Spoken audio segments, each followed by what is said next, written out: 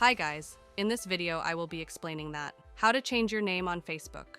The process is very simple and very easy. Open your Facebook app. After it, open. Simply tap on these three lines, which are at the top right, from here. Tap on this option Settings. Now tap on the first option, Meta Account Center. Now tap on the first option again, Profiles. Now I have two profiles connected with my Facebook Meta, Instagram, and Facebook, and we will change our name on Facebook.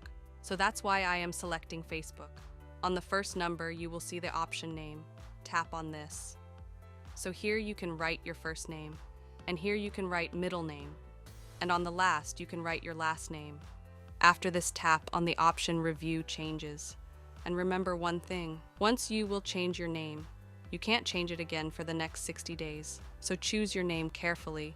So it was a basic way by which you can change your name on Facebook.